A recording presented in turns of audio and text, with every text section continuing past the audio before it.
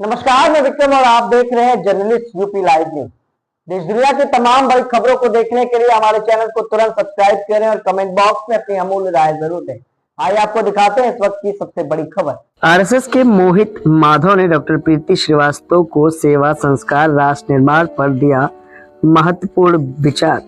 दरअसल राजधानी लखनऊ के जानकीपुरम पावर ग्रिड में मंगलवार को राष्ट्रीय स्वयंसेवक संघ के वरिष्ठ स्वयंसेवक मोहित माधव एवं श्री साई उत्कर्ष सेवा संस्थान की संस्थापक अध्यक्ष डॉक्टर प्रीति श्रीवास्तव के बीच एक विचारोत्तेजक बैठक का आयोजन हुआ। इस मुलाकात में मोहित माधव ने संघ के मूल सिद्धांतों, सेवा, संगठन और संस्कार पर आधारित गहन विचार साझा किए। डॉक्टर प्रीति श्रीवास्तव, जो शिक्षा और समाज सेवा में सक्रिय हैं, ने जब मोहित से भेंट की तो यह केवल एक औपचारिक मुलाकात नहीं थी, बल्कि एक प्रकार की गुरुकुलीय शिक्षा का अनुभव रहा।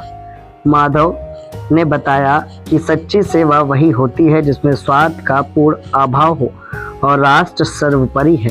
सेवा कार्य केवल प्रकल्प नहीं बल्कि एक साधना है। इस मौके पर हमने आरएसएस के मोहित माधव से और संस्था की अध्यक्ष डॉक्टर प्रीति श्रीवास्तव से खास बातचीत भी की।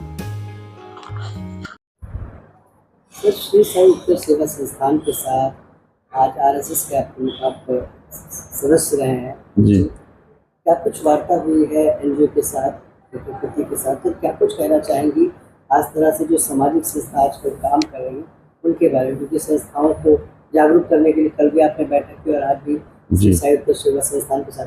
जी, जितने भी देश में अपने एनजीओज हैं, इन लोग काम तो कर रहे हैं, लेकिन अभी भी जो ग्रास रूट लेवल पे जो चीज़ें, ये जो योजनाएं हैं सरकार की जो पहुंचनी चाहिए, वो अभी तक लोगों तक पहुंचने में दिक्कतें आ रही हैं।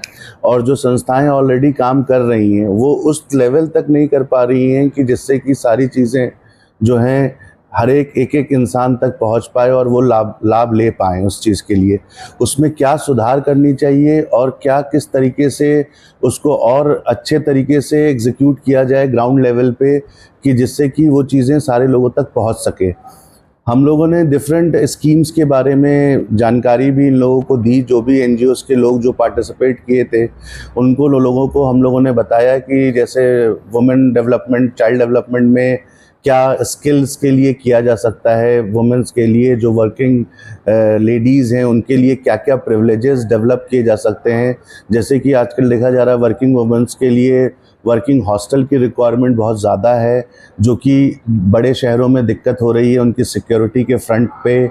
उनके डे टू डे लाइफस्टाइल में उनको कैसे सिक्योर किया जाए जिससे कि देश की महिलाएं सुरक्षित होकर देश के कार्य में काम कर पाएँ। और भी जी बताएं सर, आज जिस तरह से श्री साई उत्कर्ष सेवा संस्थान के साथ बैठक हुई जी, क्या कुछ दिशा निर्देश दिए गए हैं, क्या कुछ कमियां लगी? जी, श्री साई सेवा संस्थान से बैठक हुई।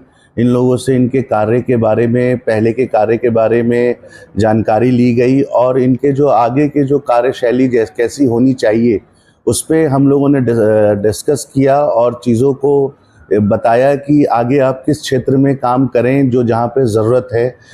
उसमें से कुछ चीज़ें हैं जो कि नेशनल हेल्थ मिशन के प्रोजेक्ट्स हैं, कुछ जो हैं CSR के अंडर में जो डिफरेंट गवर्नमेंट की एजेंसियां हैं जो उस चीज़ पे ध्यान नहीं दे पा रही हैं, उनको कैसे उस चीज़ों को टेबल पे चीज़ों को प्रेजेंट किया जाए और उन चीज़ों को समाज के लिए किया जाए। ठीक है। बैठक का जो मेन उद्देश्य था संस्था के कार्यों को और बेहतर तरीके से बढ़ाना, और उस पर काफ़ी चर्चा हुई है कि संस्था में हम लोग किस तरीके से जो गवर्नमेंट के प्रोजेक्ट आ रहे हैं, CSR के प्रोजेक्ट आ रहे हैं, कैसे हम महिलाओं बच्चियों का आगे प्रमोट कर सकते हैं उनकी स्किल डेवलपमेंट के लिए, एम्पावरमेंट के लिए। तो बहुत सी स्कीमें हैं जिस पे बैठ के बहुत अच्छे से चर्चा हुई है और एक अच्छा रिजल्ट निकला है।